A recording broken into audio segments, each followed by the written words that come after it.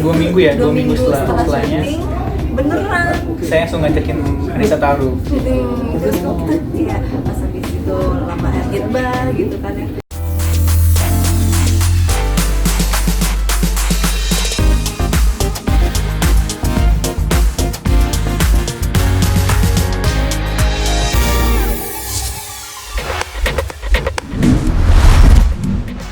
Ramainya pemberitaan perihal kegagalan beberapa selebriti muda tanah air dalam membina rumah tangga di usia muda seperti Alvin Faiz dan Rizky 2R, di mana keduanya memutuskan menjalani proses taaruf sebelum menikah, sempat menimbulkan perdebatan di masyarakat perihal proses taaruf sebelum menikah khususnya bagi para generasi muda.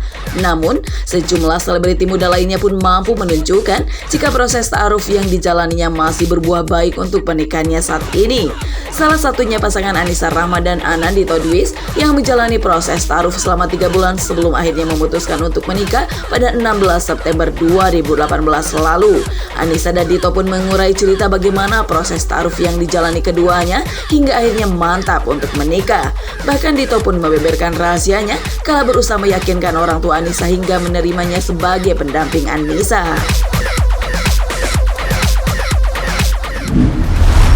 Menuju 3 tahun ya kita September ini apa ya ketemunya kita kan lewat taaruf ya.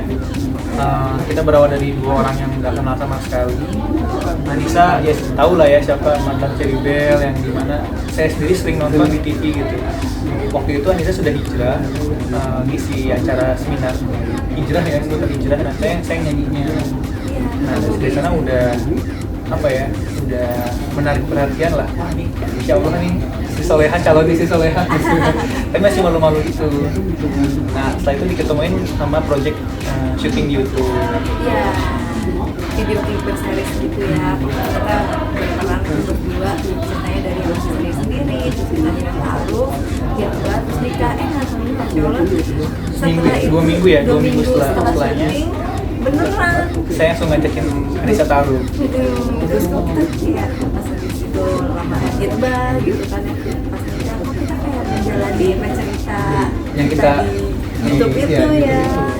Masya Allah gitu, skenario yang kuasa berbeda dengan skenario manusia yang sebenarnya senang banget gitu bisa dipertemukan ya justru Anissa, waktu aku punya perasaan sama Anissa tuh nggak langsung dikatakan, Anissa saya suka sama kamu, saya pengen nikah tapi nanti ya, enggak. Tapi ketika saya udah siap, langsung diutarakan saya ingin taruh, jika kamu menerima kita akan lanjut ke jenjang yang lebih serius, itu pernikahan. Anissa benar-benar memperkenalkan dirinya, saya memperkenalkan dirinya, visi misi pernikahan saya seperti apa, dan apa yang saya akan lakukan nanti dalam pernikahannya, dan itu benar-benar disampaikan kepada kedua orang tuanya juga, pada orang-orang sekitar, dan akhirnya setelah sama-sama setuju, ya barulah kita lanjut dan pernikahan gitu. Bisa disebut singkat sih ya, singkatnya itu karena sebulanan lah untuk mengumpulkan niat tuh. Padahal pada dasarnya tuh saya tuh orangnya minderan banget ya, nggak percaya diri, apalagi mengumpulkan kepercayaan diri untuk mengajak nikah sama Anissa Rahma gitu kan. Itu sampai dibisikkan tuh, udahlah nggak mungkin ya gitu. Tapi ketika saya udah luruskan niat untuk menikah, untuk ibadah, lalu saya juga mulai memataskan diri atau memperbaiki diri ya, belajar buku tentang pernikahan, terus juga semakin memperbaiki ibadah saya juga gitu kan ya, sholat tahajud, istighfar kayak gitu, zikir, itu sampai dilakukan terus berulang-ulang gitu. Ketika saya melakukan hal itu, justru tanpa saya sadarin pintu-pintu keberanian dan juga pintu-pintu semakin dekat dengan Anissa tuh tanpa kesadarin udah makin deket gitu. Orang terdekatnya Anissa juga mengutarakan niatannya saya juga, bagaimana perasaan Anissa, terus saya peka lah ibaratnya tuh, wah kok saya jadi punya kontak akses ketemu sama Anissa gitu. Dan akhirnya juga kekhawatiran saya seperti materi gitu kan, penghasilan itu mulai terjawab juga, dibantu sama keluarga dan juga teman-teman sekitar. Itu juga pastinya kalau saya peka supportnya gitu kan ya, dukungan juga, dan itu saya peka itu, wah ini tidak lain dan tidak bukan dukungan semesta, itu Allah mendukung bahwa saya ingin niat menikah gitu. Jadinya tanpa saya pikir panjang lagi, ya udah saya langsung ngajak taaruf ke Anissa, dan akhirnya Anissa pun menerima ya. Taaruf itu kalau saya yang kita alami sama Anissa tuh ta'aruf itu bukan untuk langsung nikah, tapi saya utarakan perasaan ke Anissa, saya ingin taruh. Nah, Anissa juga mencari tahu saya seperti apa, keluarganya seperti apa, asal usulnya seperti apa, ibadah saya seperti apa, benar-benar diulik semuanya ya, sampai sedalam-dalamnya. Dan ketika Anissa sudah tidak ada pertanyaan lagi dan akhirnya menerima, barulah kita berbicarakan tentang pernikahan. Jadi saya melepas Anissa, mau Anissa terima, mau enggak, terserah Anissa gitu. Pasrah. Yang penting niat dari awal. Kalau niatnya udah lurus ya, insya Allah ya, insya Allah akan memudahkan Allah ya. Sama dari caranya itu untuk ngajak aku menikah itu melalui proses ta'aruf pertama itu ya. Karena kan waktu itu aku juga udah nggak mau ya namanya pacaran lagi gitu, dan aku melihat kalau cowok udah punya niatan seperti itu berarti dia paham agama juga, dan insya Allah bisa ngebimbing aku lebih baik ke depannya. Terus juga Dito udah siap untuk ketemu langsung sama orang tua aku untuk menjemput, jadi nggak datang ke aku langsung. Kalau ke orang tua kan gentle banget gitu ya di mata aku. Terus orang tua juga udah ngasih lampu hijau, terus aku juga udah siap juga kan umurnya saat-saat dimana aku juga pengennya umur segitu tuh aku nikah gitu, dan ya alhamdulillah dipertemukan gitu. Justru kita dari mulai cerita film video klip berseri itulah ya, yang mungkin ini memang di jalannya ya, dan juga terus selama tahun tuh aku juga terus-terusan ngorong gitu, minta jawaban dari Allah, dan ya semakin kuat keinginan mulai perjuangan itu juga ini apa baik, berani, dan sebelumnya juga aku nanya didekatkan juga udah langsung ya yang tahu ya bisa ini menjadi cara kita. Ini mungkin tips juga nih buat teman-teman yang ingin mendapatkan hati orang tuanya lebih cepat gitu kan ya. Karena saya kalau ta'aruf itu hampir setiap prosesnya itu nggak berdua sama Anissa, tapi mamanya pun turut ikut serta gitu. Jadi ketika saya menceritakan visi misi saya dalam pernikahannya, terus saya juga menceritakan kondisi keluarga seperti apa, terus juga kita membahas juga tentang pernikahan lah ya, itu mamahnya itu juga ikut serta menonton dan juga menanyakan hal tersebut gitu kan. Ya, jadi ngawasin juga gitu. Karena itu tuh menjaga pandangan. Ya. PR kalau cuma ngedeketin Anissa ya doang. Ketika saya udah dapetin Anissa gitu ya, hatinya Anissa gitu kan ya, saya langsung kerja lagi gitu untuk dapetin hati orang tuanya. Jadi kerja 2 kali dong kayak gitu kan. Jadi kalau orang tuanya juga bareng-bareng terus, saya pun tidak berdua-duaan sama Anissa, jadinya dapat lampu hijaunya pun jadi lebih cepat, dan alhamdulillah mamanya Anissanya pun nggak ribet ya, nggak ribet. Yang kalau kita tahu takutnya seorang laki-laki untuk ngajak nikah orang itu kan bagaimana kerjanya apa, penghasilannya berapa, itulah yang saya khawatirin. Justru yang saya khawatirin nggak ditanyakan sama mamanya Anissa gitu. Tapi saya juga memberikan visi misi saya ketika saya dalam pernikahan, saya akan visi sini, dan itu pun mulai dimulai saat pernikahan, dan akhirnya sekarang pun terwujud ya. Kita bisnis fashion, terus juga mulai bikin lagu juga, kayak gitu, bikin buku juga, dan itu mulai terrealisasikan ya ketika kita sudah menuliskan target-target kita dalam pernikahan seperti apa.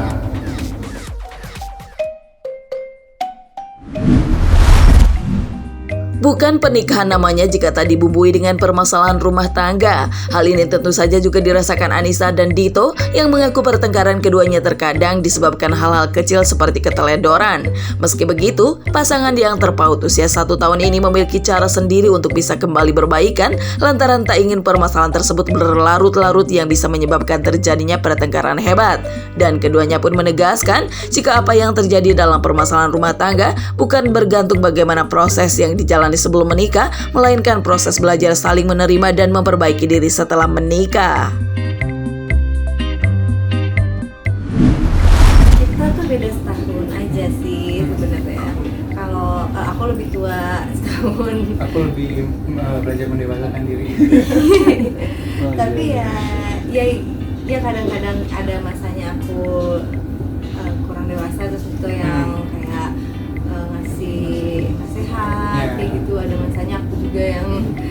dewasa gitu Sama-sama ya, lah, ngingetin. sama-sama jadinya. Kalau aku ketika lagi ada problem, aku lebih milih diem dulu, nggak langsung meluap-luap marah kayak gimana gitu. Nah kalau Anissa malah justru marahnya itu bukan karena marah karena masalahnya, tapi karena Iya. aku diem, jadinya marah gitu. Kok aku nggak mau didiemin, ngomong lah kalau ada masalah gitu. Jadinya jadi tahu lah kalau ada masalah ya langsung segera dibicarakan gitu. Jadi itu sama-sama terus mempelajari diri ya masing-masing. Iya, pembelajaran lah ya, pendewasaan juga. Masa kecil biasanya Iya. Apa ya, misalnya kayak kalau lagi di jalan terus kita salah baca maps kan pasti ada yang Iya. kesel nih salah satu. Hmm. Sabar dong, kan ini juga lagi dicari, ntar juga ketemu kok jalannya kayak gitu. Begitu, atau nggak lagi di jalan mau ke Jakarta nih, udah di tengah jalan di tol gitu, tiba-tiba udah kan semuanya udah di ingetin nih bawa barang-barang apa aja prepare gitu kan, yang taunya ada yang ketinggalan. Tas itu udah kayak gitu sampai makan kok siapa sih yang nggak ngingetin, siapa nih yang udah ngingetin tapi malah lupa. Jadinya hal-hal kayak gitulah sebenarnya, hal-hal kecil sebenarnya, tapi yang kita patut syukurin adalah apapun itu masalahnya ya kita selalu bicarakan dan temukan apa jalan keluarnya saat itu juga, jangan sampai kita ditunda-tunda. Ditunda-tunda jadi nanti numpuk meledak gitu kan. Gitu. Ya. Iya, Soalnya yang walaupun lebih- aku kan diemin dulu kan ya, jangan sampai ketika ada masalah api ketemu api gitu kan, itu bakal terus bentrokan terus. Nah aku pengen itu diemin dulu sampai Anisanya tenang, sampai kita sama tenang baru dibicarain baik-baik. Nah kalau Anissa tipenya itu ya anak bungsu Keluar aja langsung gitu ya. Jadinya Tapi kalau udah lama gitu aku langsung mikir, kenapa ya kok kayak gitu ya, langsung kayak merasa bersalah gitu. Jadi ya Dita juga yang ngademin, tapi aku juga ya maafin yang juga udah ya. masalah. Intinya gitu sih, harus ada yang memulai. Kalau cowoknya juga sama-sama egonya tinggi, keras kepala, ya udah nggak akan ada endingnya, nggak akan. Jadinya Salah satu ya harus. cowok ya harus selalu ngaku salah ini. Walaupun nggak salah, walaupun nggak salah. Tapi itu bukti cinta sama istri, jadi istrinya jangan sampai terluka. Cemburu Cemburu harus takut ada. ya, karena kalau ada rasa cemburu kan itu harus juga, karena kalau kitanya melepas begitu aja malah jadi Sayang nggak sih? sayang, nggak kekontrol juga. Nah kalau aku sama Nisa walaupun jarak jauh gitu ya, sempat ada kerja gitu, kita tetap jalin komunikasi yang lancar kayak WhatsApp, internet, telepon, video call, itu terus-terusan kita lakuin. Bahkan sampai lagi ngapain, lagi makan, difotoin makanannya, lagi di mana, difotoin tempatnya, fotoin gitu kan ya. Iya, dan itu ya udah apa ya, bukan jadi tuntutan, tapi emang kita sadar ini harus kabarin pasangan kita nih gitu, supaya mereka nggak mikirin dari gimana. Trust lah jadinya. Bisa Yang tuh. paling cemburuan aku. Hal apa yang bisa membuat cemburu? Sebenarnya aku cemburu kalau misalnya ada sesuatu yang aku nggak ketahui. Jadi kalau misalnya tiba-tiba ada DM dari siapa nih gitu kan, kok nggak bilang-bilang, itu dulu banget sih. Tapi sekarang alhamdulillah kita tuh terbuka. Jadi HP tergeletak gitu, karena nggak ada rahasia apa-apa gitu. Nggak ada. Passwordnya juga tahu. Password kan. juga tahu. Instagram sama-sama login gitu kan. Login. Jadi kita tuh nggak bisa nyimpen apa-apa. Karena udah ya udahlah, sama-sama rahasia istri, rahasia suami sama-sama, jadi nggak ada yang ditutup-tutupin kayak gitu. Komunikasi yang penting. Komunikasi jika ada masalah langsung diungkapkan, jangan sampai dipendam. Kita pernah belajar yang dari awal pernikahan tuh, kamu kalau ada masalah sampai ngaku gitu, walaupun sekecil apapun. Karena kalau sekecil apapun ditumpuk, itu lama-lama ketika ada masalah yang besar itu keluar semua tuh. Wah, kamu dulu gini, kamu dulu gini, bahkan nggak bisa dikontrol sama kitanya karena terlalu lama dipendam. Dirinya udah komunikasi yang penting, langsung dia saling percaya satu sama lain. Saling percaya dan saling menjaga perasaan jangan apa misalnya harus sering-sering kita jujur, jangan ada nasihat. Supaya kita ingat kalau bohong itu dosa ya, ingat ya. Ya pokoknya ya kembali lagi ke agama. Yang penting kita harus kuatin juga ya visi misi, ingat visi misi kita. Tujuan pernikahan ini apa sih gitu. Jadi kalaupun ada pemikiran mau tiba-tiba belok atau melenceng gitu, kembali lagi ya nggak boleh ya, dalam agama itu nggak boleh. Jadi kita terus selalu menekankan itu ya dalam rumah tangga kita. Karena kan pernikahan kita juga baru juga juga ya, kita juga masih belajar, bisa hijrah, jadinya selama pernikahan ini harapannya itu ya kita terus menjadi pribadi yang lebih baik lagi gitu. Dan harapannya juga kita visinya itu pernikahan ini dibawanya hingga surga ya, nggak cuman sampai tua terus meninggal, tapi juga harapannya terus sampai bersama tuh sampai surga. Amin. Ya yang pastinya mau itu lewat ta'aruf, mau itu lewat temenan gitu kan ya, semua itu pastinya akan terus pembelajaran hari demi harinya gitu kan ya. Kita akan tahu Anissa pribadi seperti apa, aku juga seperti apa. Tapi kalau kita niatin awalnya itu menikah itu karena Allah gitu kan, karena ibadah, yang pastinya kita pun akan menerima segala kekurangan dan kelebihannya gitu. Kalau ada kelebihan ya saya syukurin, tapi kalau ada kekurangan ya saya harus bersabar dan juga terus membantu untuk memperbaikinya juga. Melengkapi. Karena pernikahan juga pencocokan seumur hidup Yeah. gitu. Jadi kita harus terus belajar juga, memahami satu sama lain. Pasti akan ada lah masalah-masalah yang timbul ya. Jangan terlalu menuntut lah, karena kan kalau kita pengen sesuai ekspektasi kita nggak akan terus puas gitu ya. Tapi kalau kita menurunkan ekspektasi dan belajar untuk menerima dan juga saling melengkapi, itu bakal lebih indah lagi pernikahannya.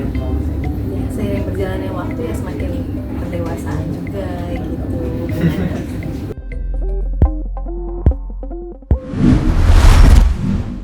Melewati masa perkenalan lebih dalam saat keduanya setelah menikah, Anissa dan Dito mengaku kerap menghabiskan banyak waktu untuk berdua. Bahkan lantaran hal itu, Anissa pun mengaku kerap merindukan suaminya jika harus berpisah terlalu lama karena pekerjaan. Dan di usia pernikahannya yang sebentar lagi menginjak 3 tahun, Anissa dan Dito berupaya untuk memiliki momongan dengan menjalani program kehamilan.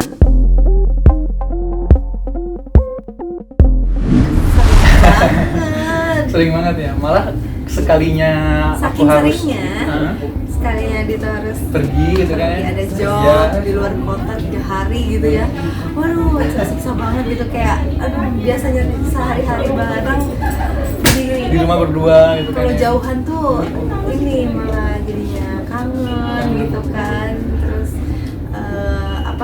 ya alhamdulillah karena kita juga masih berdua nih, jadi kita habisin waktu ya jalan-jalan lah, liburan kayak gitu, manfaatin waktu saat ini nih masih berdua ya. Ada banget lah ya, kita sangat menantikan yang pastinya setiap pasangan kalau udah menikah kan ya itu yang diharapkan ya, untuk rame gitu suasana di rumah. Pengen banget dari dulu juga ya, kita terus ikhtiar, doa juga pokoknya terus ikhtiar dan ada harapan terus ya. Dan tinggal dicoba aja sama Allah, kita dampingi ya, insya Allah kita sih yakin akan datang pada waktunya. Menikah itu bukan karena teman udah nikah atau apa gitu ya jadi pengen ikut-ikutan. Kalau misalnya udah siap, kalau misalnya ketemu jodohnya ya juga jangan ditunda-tunda karena itu bisa berbahaya juga kan. Tetap terus diburu. Iya, pernikahan. Jadi jangan kalau kita sih kalau belum siap jangan dulu katakan lah.